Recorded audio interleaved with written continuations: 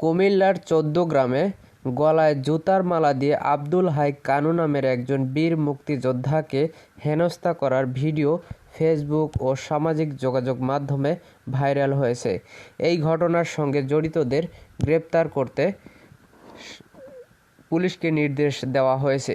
এরই মধ্যে ঘটনার ভিডিও ফুটেজ দেখে ৭ জনকে শনাক্ত করা হয়েছে। তবে গ্রেপ্তার এড়াতে আগেই জড়িতরা এলাকা ছেড়ে পালিয়ে গেছে বলে পুলিশ জানিয়েছে। সোমবার দুপুর ১২টার দিকে সমকালকে এসব তথ্য জানান ১৪ গ্রাম থানার ভারপ্রাপ্ত কর্মকর্তা ওসি এটিএম আখতারুজ্জামান। এদিকে ঘটনায় জড়িতদের গ্রেপ্তারে ১২ ঘণ্টার আলটিমেটাম দিয়েছেন জেলা মুক্তিযোদ্ধা নেতারা। ঘটনার পর ওই মুক্তিযোদ্ধা কোথায় আছেন তাও নিশ্চিত হওয়া যাচ্ছে না। তবে তার পরিবার জানিয়েছেন তিনি অসুস্থ হয়ে পড়ায় অজ্ঞাত স্থানে একটি হাসপাতালে চিকিৎসা নিচ্ছেন। পুলিশ বলছে, সরকারের উচ্চ পর্যায়ে থেকে জড়িতদের গ্রেপ্তারের নির্দেশ আসায় পুলিশের সিনিয়র কর্মকর্তাদের নেতৃত্বে বিষয়টি তদন্ত ও মাঠে অভিযান চালাচ্ছে একাধিক টিম।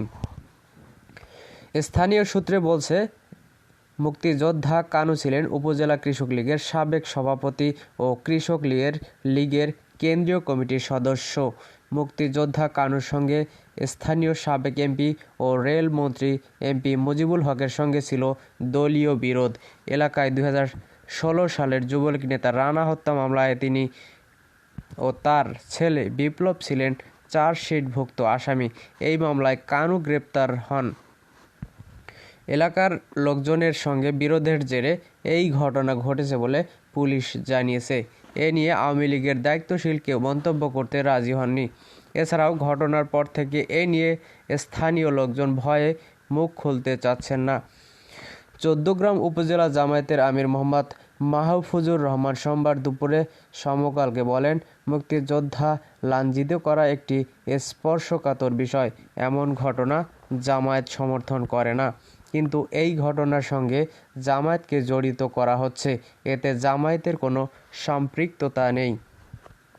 তিনি বলেন, আমি আগেও বলছি, প্রবাসী আবুল হাশেম সহ যাদের ভিডিওতে দেখা গেছে তারা আমাদের দলের কোনো পদে নেই। তবে তারা দলের কর্মী ও সমর্থক হতে পারে। তারা কানুর সঙ্গে ব্যক্তিগত ক্ষোভ কিংবা বিরোধ থেকে এই ঘটনা ঘটিয়ে থাকতে পারে। যারা জড়িত আমরাও তাদের গ্রেপ্তারের দাবি জানাচ্ছি। যদিও কানুর ছেলে স্থানীয় বাতিশা ইউনিয়ন যুবলীগের সাধারণ সম্পাদক গোলাম মোস্তফা ভূঁইয়া এসব অভিযোগ অস্বীকার করে সমকালকে বলছেন, আমার বাবা স্থানীয় সাবেক এমপি মুজিবুল হকের সঙ্গে রাজনৈতিক বিরোধের কারণে হত্যাসহ ৯টি মামলার আসামি হয়েছেন। দল ক্ষমতায় থাকলেও আমি সহ আমার পরিবারের অনেকেই মামলার শিকার হয়ে গত ১০ বছর এলাকায় আসতে পারিনি। তিনি আরও বলেন, স্থানীয় জামায়াত সমর্থক প্রবাসী আবুল হাশেমের নেতৃত্বে অহিদ পেয়ার, বেলাল ইসমাইল, রাসেল, ফারহান, ফরহাদ, নয়নসহ ১৫-২০ জন আমার অসুস্থ বাবাকে স্থানীয় পাদড্ডা বাজার থেকে ধরে নিয়ে স্কুলের সামনে ওই ঘটনা ঘটিয়েছে। ভিডিওতে তাদের ছবিও আছে। বাবা আগে থেকেই অনেক অসুস্থ। ঘটনার পর তিনি আরও অসুস্থ হয়ে পড়ায় একটি হাসপাতালে চিকিৎসা দেওয়া হচ্ছে। জেলা মুক্তিযোদ্ধা কমান্ডার বীর মুক্তিযোদ্ধা শফিউল আহমেদ বাবুল বলেন, মুক্তিযোদ্ধা কানু আওয়ামী লীগ করেও বিভিন্ন সময় মিথ্যা হামলার শিকার হয়েছেন, কারাগারে গেছেন। তার ভুল ত্রুটি থাকলে আইনগত পদক্ষেপ নেওয়ার সুযোগ ছিল। কিন্তু এভাবে একজন মুক্তিযোদ্ধাকে প্রকাশ্যে জুতার মালা গলায় দিয়ে লাঞ্ছিত করার প্রতিবাদ জানানো ভাষা আমার জানা নেই। আমরা সরকারকে বলবো, ১২ ঘণ্টার মধ্যে জড়িতদের আইনের আওতায় আনতে হবে, না হয় সারা দেশের মুক্তিযোদ্ধারা প্রতিবাদ করতে রাস্তায় নামবেন।